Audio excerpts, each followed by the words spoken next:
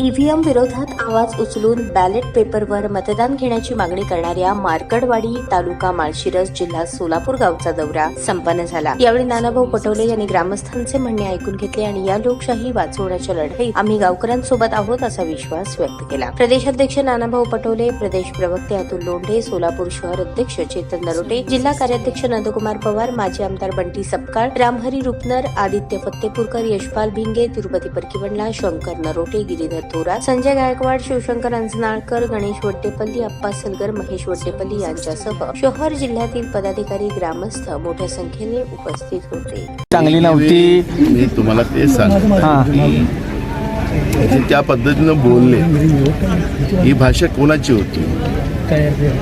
भाषा त्याच पद्धतीची त्या काळामध्ये केली जात होती, म्हणून त्या भाषेच्या त्यांच्या वक्तव्याच्या आधारावर मी ते बोललेलो। त्यामुळे पेशवाई त्याचा अर्थच असा होता की त्यावेळेस सामान्य माणसांना, बहुजनांना शिवा दिल्या जात होत्या त्या वृत्तीनं। म्हणून तशी पेशवाई काही महाराष्ट्रात आली का? त्यांची लोक इथं आली होती काय?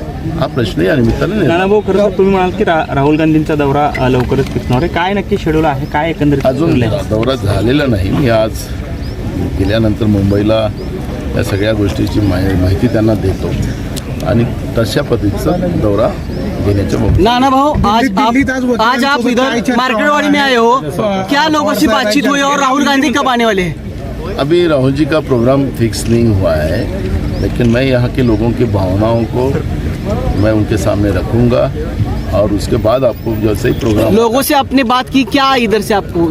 यही आपने देखा होगा कि लोगों की भावना एकदम स्पष्ट है कि हमें लोकतंत्र बचाना है और बैलेट पे वोट होना चाहिए। ये भूमिका गांव के लोगों की है, उसी आधार पर ये भूमिका हम उनके पास रखें। आगे की क्या भूमिका होगी कांग्रेस की? देखो, हम कोर्ट के भी दरवाजे खटखटाएंगे और जन आंदोलन भी पूरे देश में खड़ा करने का हमारा उद्देश्य है। अब उसका प्रोग्राम बनाने का काम शुरू हो चुका है। आज दिल्लीमध्ये वकिलांसोबत बैठक होती, पवार साहेब आहेत, जानकर साहेब सुद्धा तिकडे गेले, काय नक्की बैठकीत निष्पन्न झालं? बघा, आता त्याच्यामधून मार्ग काढावा लागेल आणि कोर्टामध्ये जावंच लागणार आहे। त्याच्यामुळे आमचे आमदार आज तिथं गेलेले आहेत दिल्लीमध्ये, काही सुप्रीम कोर्टाच्या वकिलाशीनी चर्चा करणार आहे आणि सगळी कायदेशीर चर्चा करूनच त्याच्यातला मार्ग काढला। भारत जोडो यात्रेसारखी इथं चालू होणार होऊ शकत आहे, कारण की मर्तनवाडीच्या लोकांनी जी सुरुवात केलेली आहे, हा जो आवाज आहे हा देशाच्या कानाकोपऱ्यात पोहोचला, नव्हे तर जगामध्ये पोहोचला। जागतिक पातळीवर याच्यावरची चर्चा सुरू झालेली आहे। त्यामुळे या गावाचं एक अनन्यसाधारण महत्त्व